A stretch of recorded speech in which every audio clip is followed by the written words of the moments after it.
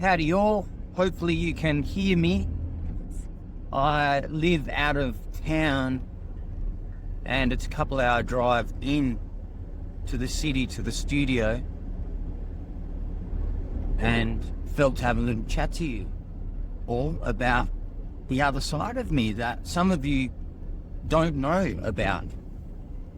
And that is the musical side of me, and it really does tie into a lot of the personal growth and personal spiritual development work that I'm involved in, because I've had to clear through so much fear and work on my self-esteem and heal from a whole bunch of things to be in the position where I am today, driving down to the studio, comfortable in myself, comfortable where I'm at, and I'm laying down my fourth original track. Actually, there's been a few more, but this will be one that I'll release. So that has taken me so long. For those of you who don't know, I was so called to get involved in music and singing and the arts, aspects of the arts, dancing. From a very young age, it's what I really loved doing. It wasn't an effort for me. I just found myself always listening to music. My dad loves music, so I grew up in a musical house. He's a 12-string guitarist, and I grew up listening to classics, absolute classics. Freedance, Eric Clapton, J.J. Cale. Mum loved ABBA, Beach Boys, Ron, of course the Beatles, Eric Clapton. I grew up listening to bloody great music, the Eagles. And my dad bought me a ghetto blaster, we used to call them, which I remember it was so good. Had a CD player, had 2 tape decks, it was so sick. Literally looked like one of those old ghetto blasters that you can put on your shoulder. He got me that quite young, and I loved music. I really loved top 40 music when I was that young. I was that young, and I had all the hit machines and all of those CDs that had come out regularly with all the top 40 tracks on. And all I would do was dance. I just loved dancing in the lounge room. And the other thing that I would do is act. I would put on plays. I would actually come up with plays and characters, and set up a set, set up a scene and a set in the kitchen, and I would do that. I'd put on plays for my parents. So I just loved acting, and I loved really expressing myself in that way. It was just what it was. And I didn't know it at the time, but I was really comfortable with being my feminine in that expressive side. Very sensitive, very loving, very open, very expressive, very enthusiastic. Just really loved life. I really did. I loved all aspects of life. And I loved sport as well, and I was really good at sport. And Dad got me into martial arts really early, and I really did well with that as well. And I was invited to train with the national squad for WA, to go to the state squad to compete in their nationals, which Dad at the time felt that wasn't appropriate for me because I was so young. He was a bit worried about me in that competition, which I was a little bit upset about a bit. But I trusted my dad. I swore like a god, I won't give no mess. And that's really what tricked me over, because Dad didn't really understand that music and the arts could be a career that I pursue or would want to pursue. And we've had discussions in later years, and it's so obvious now to him, and he's apologised to me. But I didn't speak up. But I was very much, Dad knows what's best for me, so he got me into footy, got me into karate, and I loved those things. I really did, and I was good at them. But it didn't make my heart sing like music and creative expression. Not at all. That was just my nature. Very much like my nature. And so I was miserable, really. I was this discontent, this feeling of being unsatisfied was growing in me. Well, also, I guess, added to me shutting down and leading a very self-destructive lifestyle and not being myself and not being engaged with music until bloody 4 decades on nearly. I attempted to a few times, but I just kept falling on my face and hitting these fears and sabotaging myself and all of that. What added to that is the ridicule at school, because eventually that very loving everyone so much and being very in touch with my feminine side and not even knowing that there was anything wrong with that because I was just being me, I started to get the attention of bullies and people started calling me gay and thinking I was weird, and that's just something. I really stayed true to myself for a while because I really loved myself. I felt my heart. I just loved being me. I'm like, oh, this is me, and I love being me. I could feel that was just my job, and I loved everyone so much because I could feel the love in me, and I was like, this is so amazing. Look, whoa, oh my goodness, my life's going to be amazing. I've got all these gifts. I can do anything. And as that little boy in me, I thought everyone felt the same, and I could see that love and that light and that truth within everyone. I'm like, oh my God, look at you, you're amazing. Oh my God, it's so good. That was my inner experience, which was actually outwardly expressed quite a bit. Throw me in the theatre, baby. Just get this boy into musical theatre. Get him, get him expressing, get him on stage. And drama was my favourite subject at school as well. But eventually the ridicule started to catch up with me, and I did not like it, and I actually started to doubt myself and started to think that there was something wrong with me. And I liked hanging around with girls more than boys. They were just easier, and I didn't enjoy fighting. I could fight because I was, like I said, I was invited to the state squad and to fight in the nationals. I was winning tournaments and stuff from a very young age. I got my junior black when I was 12. But I didn't like that. I didn't like fighting. It was just self-defense. And I wasn't a bully. I didn't like being cruel. And I just wasn't like a lot of the other boys. But eventually it just started to rub off on me. And I was like, maybe there is fucking something wrong with me, because every fuck around here just seems miserable. They're all scared of something that I don't see. Like the world's about to fucking end. And I didn't get it. And as a young boy, I just didn't have the tools and or the self-esteem to stay strong and stay true to myself and speak up. Because it wasn't my old boy's fault. I could have at any time said, I love singing and dancing, but I didn't know that could be a career either. I just loved it so much. It's only in hindsight. And I remember this turning point. I don't know how old I was. I want to say 8, but it might have been 10. It might have been 10. It was around that time. Maybe 12 even, I'm not sure. But I remember it clearly in the car with Dad, and he goes, oh, if there's anything else you want to do instead of footy and karate, you can. And in my heart, I'm just screaming out, yeah, fucking dancing and singing, like, let's go. But I just stayed silent because, again, I saw my dad as the god and the boss, and like, he knows me better than I know myself. And of course my father is going to know what's best for me and suggest that. So if he's suggesting footy and karate, then that's what it is for me. And he knows me, right? He sees me dance and he knows me. He knows me better than I do because I'm his son. See? Knows what's best for me.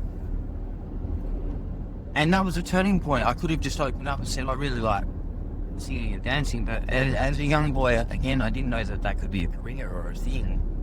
It's just something I loved doing.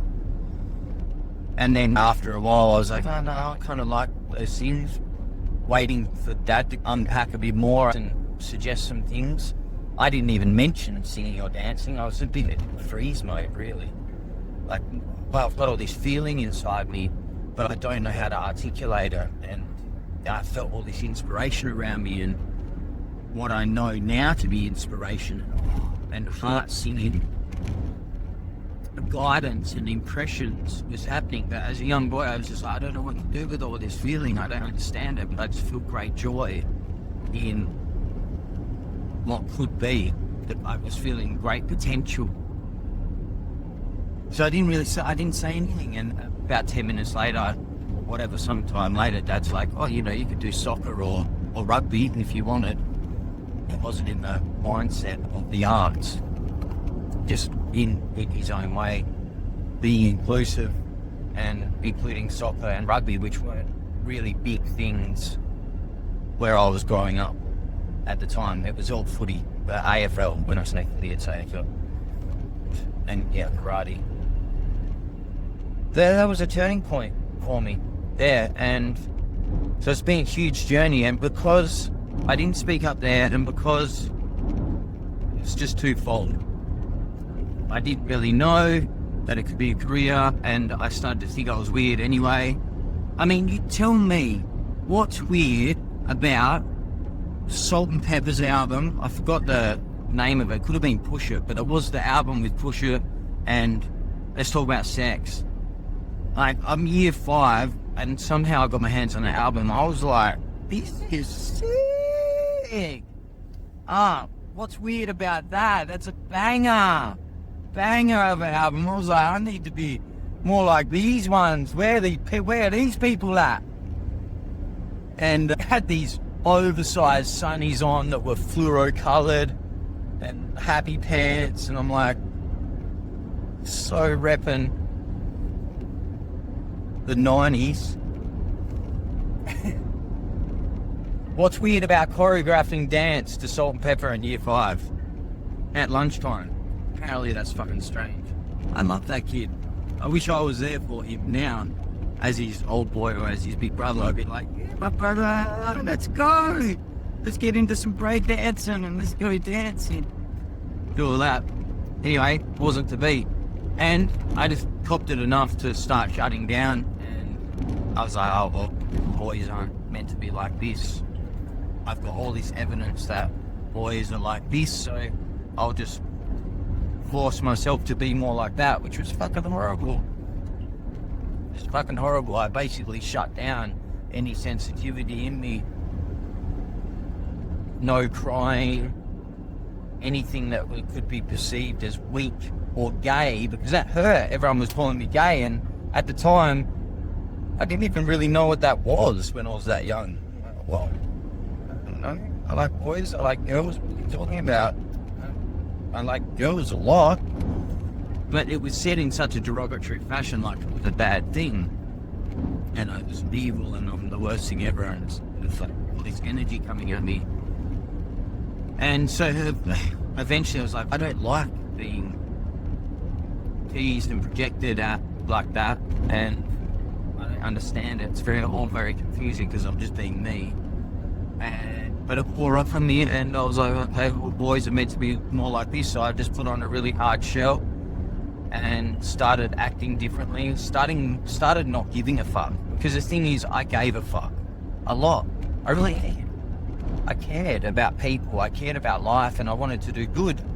I wanted to be good and do good in life, in school, in all aspects of my life. I just wanted to be really at the best that I could in all areas. Caring for people, uplifting people, and developing into what I felt called to be. So I cared a lot, and I realised that no one else really did. They thought life sucked, and they were all pessimistic and miserable and scared, like I said before, of something that I couldn't see. So I just started to not give a fuck, which was really sad. I started to crush that beautiful young boy in me, that sensitive one and that very natural expression. I just started shutting that down. No weakness. I started hardening the fuck up and growing up way too young, way too young. And there was this drive in me to prove that I wasn't weak, that I wasn't gay, that I wasn't sensitive, and I didn't care. I had this real drive not only to shut that part down in me because of the ridicule, but this other part of me was born that wanted to prove and demonstrate that I was the opposite of that I was a real man. It hurts, I get emotional now, because it was like this beast awoke in me, like, fuck you, you fucking, I'll never be hurt by any fucker ever again. and and I became ruthless, and I hid that beautiful, authentic expression away, and I shut it down, locked him in a vault, was like, you are not fucking coming out, don't you dare, which is fucking sad to do to a little boy. And I just went into this beast mode of I don't give a fuck about anything, any fucker, anywhere, whatever. And I was a great actor. I did say that I liked acting, it was my favourite subject, and I was good at acting. So I activated, it really fanned that part in me, that darker part, that rebellion, that I don't give a fuck attitude, and fuck you and fuck everyone and whatever, you can't hurt me, I don't care. And really, it was like, I was deeply hurt. That's why I created this part. I just needed a fucking hug and a deep, I just needed more love and nurture. And at the same time, I felt like my parents were out of touch. Like, I have great parents. I love my parents so much. Good people, good, simple people doing their best. And I just felt they were out of touch with the times, and I couldn't confide in them really with what was really going on within me. I used to say to my dad, I just feel so different, Dad, to everyone, and what the fuck's wrong with me? I used to keep saying, I said that a lot, what the fuck's wrong with me, Dad? Why am I like everyone else? It hurts. It fucking hurts. And there was, in my review, I can see there was some openings with Dad where I could have opened up, where he was feeling my pain and wanted to help me, and it was just too late. It was too late at that time, and I'd shut down enough, and I didn't want to open up and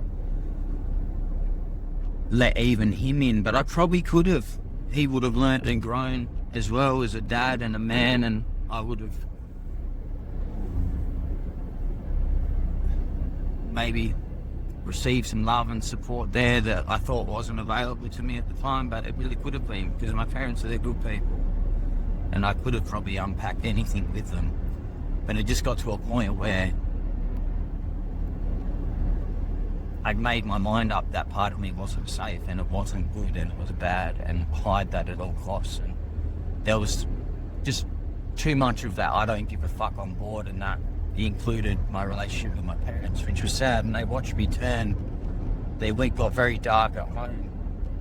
And my younger brother, 8 years younger than me, had a beautiful older brother for many years, and then he watched that unfortunately switch as well in me. I just disconnected. I left the building, forgot who I was, and I was acting so much that I went completely unconscious to the fact that it was an act, and that I put on these masks. For a while there, I remembered, I'm just acting, but I know who I am. But eventually the facade soaked through, and I really believed the dysfunction that I initially started pretending. I started pretending and acting out of this dysfunction to fit in. But eventually I believed that I was that, and I believed all the lies that I was telling me, and went completely unconscious. So really quite sad, and I went on a massive journey. And I was so discontent. I was so miserable. And eventually, again, I was like, I didn't know why I was so miserable. It's obvious to me now. It's like, you stopped being you, man. You believed all the bullshit. You weren't being you. I've shut down every part of the creativity in me. I was doing construction work and labouring. And they're all useful skills to have, but it wasn't who I was. I could be it, but I was deeply depressed and miserable and lost. Got really lost. And my only escape then, my only feel-goods was the booze. And then, of course, it wasn't too long before pills, this gen calls MDMA, we used to have pills, Eckies, came along. And then, of course, gear. Speed, ice. Actually, there wasn't a great deal of speed around. It was ice, which we call gear. I try to stay away from all that as much as possible, because you can get further away from who I really was as that young boy. Drugs and alcohol and getting smashed like that just wasn't in my reality. But it became my reality, and to be honest, it gave me an escape, even from a young age, all that trying to fit in and that we would get smashed very young at year 8, which I know a lot of people do in Australia, probably all around the world. Every Friday night we'd go to the movies, and one of my mates, my best mate really, for many moons, was already 6'4". When he was, I don't know, he must have been 13 or something. I know for a while there we were getting other people to buy us booze, but it wasn't too long before Marty could buy booze for us, which was quite funny because when we turned 18 and we actually went to the pub, he goes, yeah, it's my birthday, as it to them. These guys that he knew and we knew, and we'd been buying booze for 4 years or something off him. He's like, oh yeah, it's my birthday today. And they're like, how old? He's like, I'm 18. It's funny. So yeah, we're getting smashed, and then of course the drugs came in, and started with Dexies really. Remember the first movie marathon I had? Just had some Dexies, and I had footy training the next day, and I couldn't sleep. I was so fucking wired. So wired. I had ketamine as well that night. So it was like I really wanted to sleep, but I couldn't because I was like, wow. And now after that footy training the next day, it was like the worst thing ever. There was so much depression and darkness and hatred and confusion, and I just didn't know what was going on. But it was all the beginning of the end, really. And because I was working in construction and doing the labouring, and it's rough. Still rough now. It was fucking rough back then. And yeah, my first job was actually tree lopping, and that's just all criminals, dudes in and out of jail. 10 buckets before work, and having a portable bucket in the truck, smoking bongs, and they're all shooting filters every weekend, and actually using gear, shooting it up as well. Actually, even before that was my very first job was trolleys when I was 12, just casually, but they were intravenous drug users as well. So I was starting to, unknowingly, I was in that environment, and I know about energy now. I was soaking all of that up, and although I wasn't smoking chuff like they would, I would be dead, man. Fuck, one pipe for me or one bong was like acid for me, and it took a while for my tolerance to build up to drugs. But chuff, I never liked it. I'd rather the uppers. I didn't like it. It was literally like acid to me. I don't know why. But I had my first pill through those boys at tree lopping at first Eki, and I didn't know, but they were all doing gear. I was around that. So eventually, why the fuck not? It gave me an escape from my depression. I felt happy, fucking drinking, and then of course pills. I was like, well, for fuck's sake, I'm meant to feel like this all the time. All the dopamine that gets dumped into your brain, and the serotonin, just all the chemicals activate. I was like, oh my god, thank you. The come down was fucking horrendous. And I'd say never again. Every Monday, come Wednesday, feeling okay again. Of course it was again. Friday, I'm back on because I hated myself. It gave me an escape. And I was out of home early, left at 17 with my then partner, who became my wife, and she's the mother of my beautiful daughter. We moved out. We travelled. I was at 17 when it went to absolute shit at home. I was so insecure. I was such a little boy, latching onto her. I know we loved each other a lot, and it was also very destructive for a long time. And yeah, out of home, so we travelled Oz, came back rented, and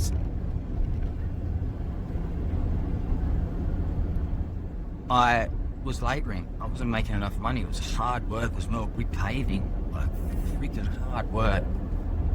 Honestly, the shittest pay for the hardest work. I think I was making $12 an hour, full on, and out of home. And my partner wasn't working, had a young daughter. Tails when we were 19. Amy wasn't working, and I think she was receiving probably Centrelink or something, but there was a lot of pressure. And so I was having a pill every now and on the weekends. Not every now and then. Most weekends I got to. especially when I decided to deal and just needed more money. We weren't getting by. It's the whole reason I started to deal is just to make a bit of extra cash, like an extra $100 for us at that time was huge. If I made an extra $200, it's like nearly another wage coming in. So that's why I started. I just bought 20 pills, and that's where the journey began with dealing. And then I was staying away from this, and I was like, no, fuck that. I just something screaming inside of me. But of course, eventually, one of the lads at work, I was drinking and waiting for a lift. I had no license pretty much ever. We kept losing it because I was a fucking loose student. Had a toke on that, and then I just got it fixed in. I mean, I didn't feel that great that night. When I had it, it was okay. I didn't get this massive high, but it's were in. And that was it. And then I found out the profit margin was so much bigger with gear. So it was a no-brainer to me at that time because I was struggling. I was only making $5-10 off each pill. And so, you know, again, an extra $100 or whatever in a weekend was helpful, but I'd usually eat some pills and I'd have to be really strict. And yeah, there was some extra money there, but I could make so much more money with ice. And I remember the first time I put all the money I had from pills. Actually, I got fucking ripped off by a dude. I went to a different dealer and I got ripped off, so I lost all the money. Actually, I lost most of the money that I'd been saving. That fucking hurt because it was slow going because I wasn't hooked up. I was so far down the chain of paying big money for pills, and it was fuck all profit margin in it. And so I'd worked hard to save up some money all for the family. This is to help the family. It's not like I was going out and spending it. I was actually fucking saving it and wanting to provide a better life for Tails and for us. That was what they were. So lost that. That was like, I wasn't gonna fuck with that guy. I wasn't gonna suck, and he was a fucking gangster. I remember him fucking pulling out a piece when I was buying with him, and then giving it to me. I'm like, I held his, like, yeah, they were $5,000 or something. And then after I'm like, dude, just put all my prints over that fucking thing. Anyway, I had a safe dealer who was as good as you're going to get in that game. He was one rung down from the top in a big syndicate and still working. And always used to say to me, you got to work, mate. Stay sane. You can't just do this as your job. You need to work. Safe up, keeps you grounded. Only use on the weekends. And I'm like, yeah, sure. But I fucking hate myself, and I fucking miserable every fucking day, and the only escape I have is through this shit. So that's not going to happen. I remember the first time I started again, I just took a couple of weeks' wage, whatever I had left, and was like, I'm going to start again, and you do it with ice instead of pills, because I started doing some research, because I'd started smoking it, and I was like, I started liking it, and I just started finding out the prices of what it was, and I found out like a point. They break it down into a point, so you've got a gram, which is 10 points, and you've got a half weight, which is a half gram. We got 8 points. Then you got quarts, half ounces, all that sort of stuff. So anyway, I started to find out prices and all of that, and I was like, I think this is way better. Which is, I'm talking about dealing meth. My mindset at the time, I was like, this is fucking it for me.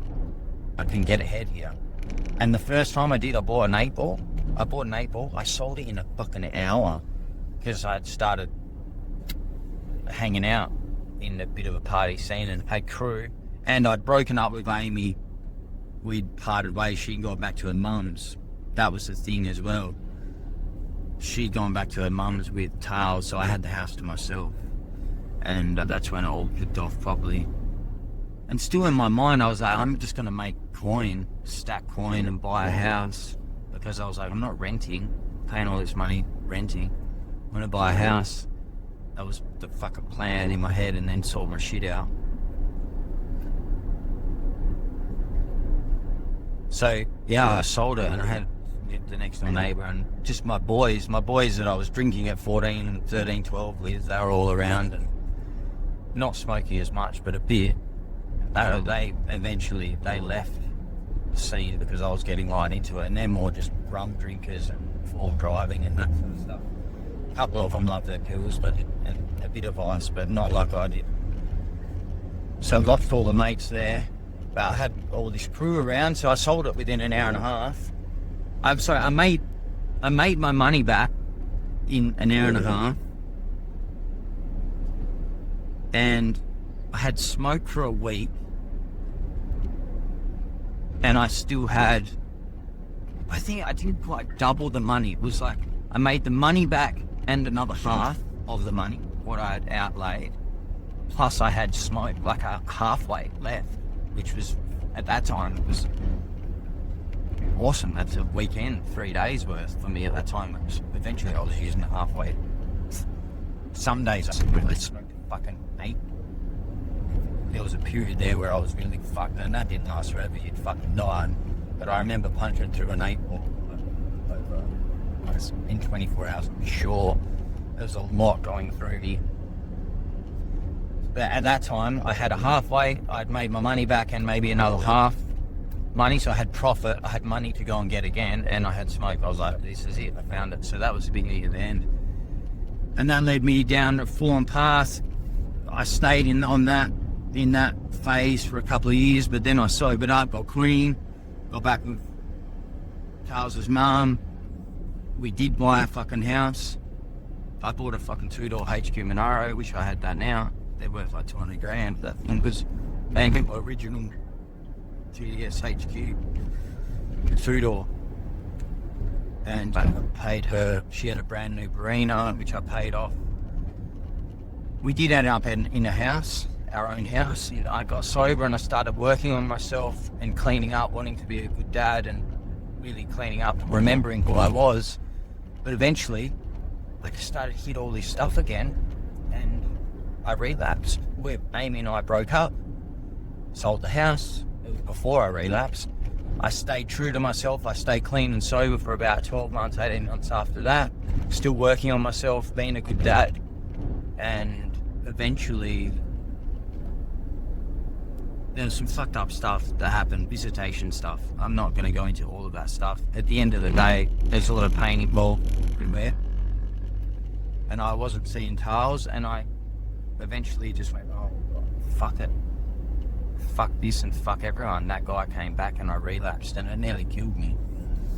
The whole game had changed. I was older. I was in a different state. It was different. Here was nastier. It was just different. I wasn't meant to be in that game. But I stayed in it. I think it was a few years, and ended up in crime on the streets and running amok and losing myself to the point where I got arrested for a violent drug-related home invasion, which I'm terribly ashamed of, remorseful for. And I went into Arthur Borey on remand for 6 months, and then I got bail, and I had warrants for my arrest in WA because I had stolen car, so I got caught with 2 8-bombs, I think. It was like 7 grams of pipes and baggies and scales in the stolen car, a rental car that we didn't pay for, and just using it. And I skipped the state on that, so they wanted me over here. Plus I'd got loose and a whole bunch of other things. There was a burglary, lots of things. It was fucking horrible. I got pinched 3 days before my daughter's 12th birthday, which I've told this story a lot. And that was it for me. That was make or break time. That was my lowest point. That was my epiphany. That was, wow, where have you been? What have you been doing? This is just what the fuck. Pretty much it was like the boy, that young boy, had to be crushed and stuffed down, and all the masks and all the acting, all of that for a brief moment when I was arrested on the side of the road that day in an unregistered car. I just hit someone in the head with a fucking tire iron several times and beating their house, banging on with them violently, and a shock to the system. It was like I got a glimpse into my heart again in that moment. It was so fucking painful. Oh my God. And it was 2 days before Talia's birthday, and just the empathy and this, what the fuck? She's not going to hear from me, because even when I was an addict, I'd still talk to her on her birthday and all that stuff. But they were in a different state. They'd just changed addresses and phone numbers as well. Not because of me. I'd got a text to say that, but I didn't have their details, and I knew I was going in, so she was going to have her first birthday without me contacting her, which gutted me. Like, I got a glimpse of my heart again, that young boy that had been crushed down, and it was like, what? It was literally like I came into my body for the first time in so many years. I was like, what the... I had a sense of what I'd been doing, but I was like, who the fuck has been in the driver's seat? Full on. And at that time, I was like, it could have been GBH, that charge. Lucky it's not, because old mate didn't complain. He's got a hard head, but it fucking could have been. That would have been a different story, but it wasn't. A different charge. Don't even remember what it's called now. Assault in company, occasion bodily harm, I don't know. At that time I was like, yeah, I'm probably looking at 5 years, and well aware that I had all those warrants in WA, and I was like, fuck me, I'm done. This is fucking it. So in that moment, I just made a pact to myself, honestly. It wasn't about not going to jail, it wasn't about that, it was just my heart cracked the fuck open. I got a glimpse and remembered who I was, and I was like, man, I need to make amends. I'm not this guy. And I looked up to the heavens, and I was like, I'm here, I'm sorry, fuck. I'm sorry, I'll do whatever it takes to make amends. And again, that's not to escape jail or anything like that. It was genuine. If I had to do the time, I would have, because I wanted to clean up my mess and make amends. So that was in 2013, it's 2025 now. It's been a big fucking journey. Long story short, I've done other videos on this. I went to schools telling my story. I was up to date 9. I've told the drug story a lot. I only served that 6 months on remand because when I got out on bail, I dedicated myself to meth education and recovery, and I was working with the anti-ice campaign. I started filming a documentary on the dangers of meth, and I was grinding, I was working hard, I was back landscaping and was taking acting classes, started to do all that, and I started to land acting roles as well, and people taking an interest in me, and I got a guitar and started learning chords, and it was like my true self was coming back. It was really nice, but I had a mess to clean up, and it was dangerous because I had a co-accused with me. It wasn't very harmonious with us. And so it was a huge trying, but I made a pact on the side of the road. I'm like, I'm going to do what it takes, and I did. I stuck to that. So when I was on bail, I worked really hard on myself, and I demonstrated that I was of value to the community, not, again, to prove myself to the courts. That wasn't actually in my thinking. I was like, this is what I feel called to do and what I need to do, and that's it. That was it. And of course, I was so blessed because I was on bail for way longer than most people are. It kept getting put back. So I had this time to really prove myself. I think it was 18 months, 12 or 18 months on bail, which is huge. But we were swapping lawyers, and it was getting adjourned and all this stuff. And that was great for me because I just stacked this evidence to say that I'm of great value in the community and I've really recovered. And the judge put me through the ringer when he was sentencing me, like how fucking bad it was what I was doing or what I did. And then he said, however, after, and I was in tears, honestly, I'm not even gonna hide it. I was like, fuck, I was just so sorry. I was actually just so fucking sorry to my fucking core. I was like, if I go in, I'm just so fucking sorry, and if I deserve to go in, fucking, you know, it's horrible. And then anyway, he said, however, and the tide changed, and started praising me and said that he'd never ever seen such a remarkable recovery and demonstration of change by someone ever, and he's going to take the extraordinary stance to suspend my sentence. So I think I got a 4.5 year sentence suspended. So I think it was suspended for 2 or 3 years, 2 years maybe. So basically I had to be good for 2 years if I did anything wrong, I would go in and serve that 4.5. But I was on the straight and narrow. I'd made my mind up. And especially not going to jail, I was so grateful that I could pay my dues in the community rather than going to jail and just to serve in that way. And I've stuck to it. I've worked hard. I flew back to Perth. Everyone was saying, why are you going to do time? I'm like, I don't care. The lawyer, I had a lawyer first, she's like, you're definitely going to do 3 years for this. There's, like, you can't. I wouldn't even come back. I'm like, my family's there. It's my home state. I'm coming back. I don't care. If I do the time, I do the time. I'll just do the time and stay clean, sober, and get out and keep working. I landed back there, and it was huge because I had been loose with my fucking parents. I saw them for the first time in a long time, and they were really supportive, as they always have been. And ended up, I had no money left. Borrowed some money and put all my money into lawyers and all that sort of stuff. And flying back, getting my car over and all that stuff. Dad actually spotted the lawyer, the last of the lawyer's fees there, and the fine that I got. So I went into court. I was so sick, I was on my deathbed literally that day, and nearly didn't go, which wouldn't have been good. I showed up and fucking couldn't stand up here, and the judge was just like, "Man, this happened so long ago." I had a stack of testimonials and all the stuff that had happened in Queensland, and all the support from ARC, all the work that I was doing. And I was the state manager of AARC then, which is education-based drug education program, basically in schools. I had a lot on my side, and he was like, "Yeah, it's so long ago." He said, "If you can pay this fine today, it's all good, that's it." So I'd skip the state, there was so much time that passed.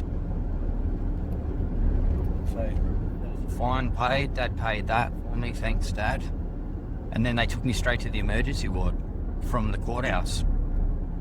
It was like fucking 30 years of shit, and all of the stuff I'd gone through just coming out of me physically, and they didn't know what was wrong with me. I was so fucked. I was sweating. I was in so much pain. I could hardly breathe. I was fucked.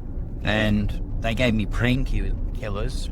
Just did fuck all. And I needed some sort of antibiotic, and I can't remember what happened, but eventually Dad actually stayed at the house with me. I was living by myself on a cool place in the city. They live out of town, but they stayed with me because I was in the hospital, and then they didn't know what was going to happen, and I went back to the doctor and then back to the hospital from memory. Eventually it got sorted, but yeah, it just felt like the ending of a huge journey and the start of something new, because I was signing in for fucking years, 5 years, at the cop shop every fucking week, every few days, because I was a flight risk. And of course I was, because I did skip bail, I did leave the state. And so it was just this massive journey of not knowing if I was going to go in and serve the 5 or serve 3, and oof, it's just a lot for my body. Huge journey. So yeah, that all happened, and then I was working in that recovery industry, helping people into rehab and doing family support for people who had loved ones in addiction, teaching at schools, doing all that. And I also, through all that, I had a mentor. I had a personal spiritual development mentor through that whole journey, pretty much. For about six months out, I was on bail. I knew this lady from some time ago. She agreed to work for me, the only one that could have worked for me, because she's staunch and she just wouldn't put up with my shit. Very supportive though, and undoubtedly backing me wholeheartedly and supporting me, and I love her to bits for that. So I had a mentor through the whole time, and then I was doing all this work with the recovery stuff, and then I went and studied. So I went and did a holistic counselling diploma, and then straight after that I went into a mentoring and coaching diploma. So I got my own qualifications there, and eventually moved out of the drug recovery space. There's just so much distance. I love that work. My heart sings for that work and for the people in that industry. I just grew out of it.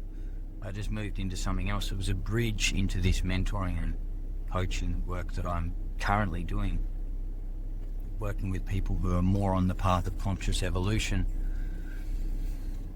And yeah, now that's my job. That's my job now, and I'm only recently this year, because I was still brick paving my own business. I had a commercial brick paving business after the court stuff. All that finished, I built a business. At one stage I had 9 employees, and massive for me. It's like proving that I can be a good human being in the world and provide for myself. And I was so good because my daughter, I was like, I just wanted to be a good dad for my daughter and prove myself to her and to myself, and did all that. Was there for Tales. Was there for her. I had money. Worked my fucking ass off from nothing, because I had nothing. I was doing tree lopping again on the ground, making fuck all money, and then doing 12-hour days, but then going to do yard clean-ups for 2 hours after that to build money. Eventually I had enough to buy you. I was hiring tools for paving tools, and then eventually got the business, and then I got machines. One of my contracts was a $250,000 commercial contract, one of the last ones I did, so that was all huge and new. Anyway, now, and I was mentoring through all that, but it wasn't my full-time job, and only just recently I've got enough mentees and students and classes, and I'm doing courses, facilitating courses and workshops with people, that it's my main income, which is huge for me, massive.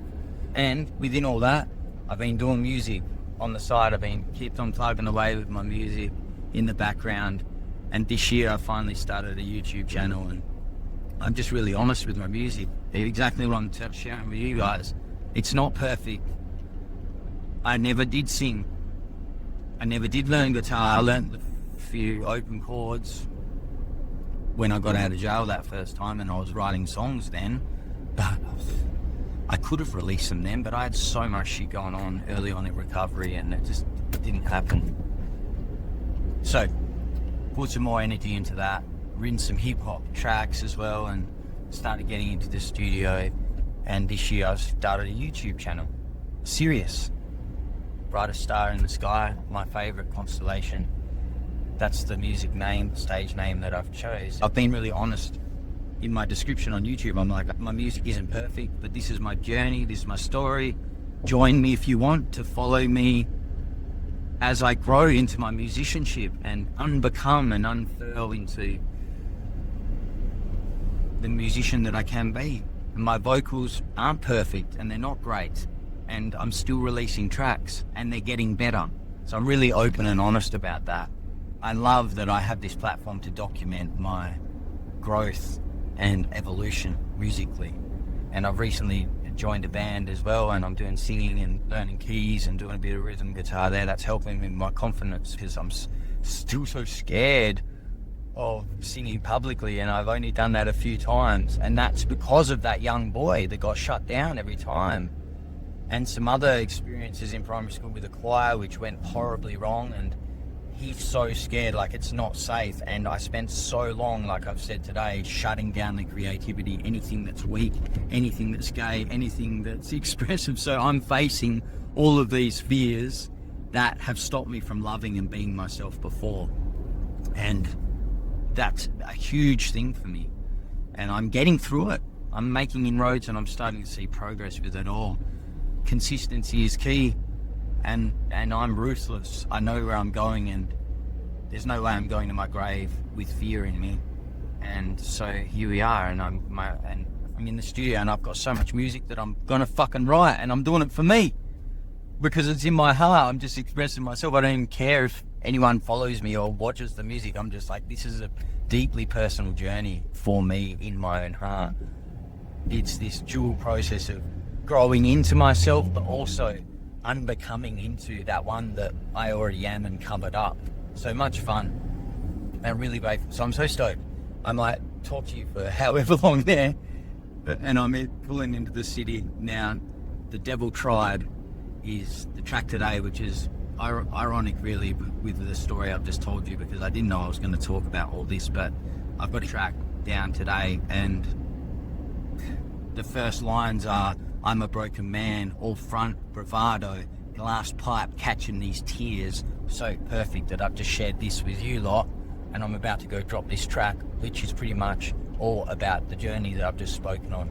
Big love, people.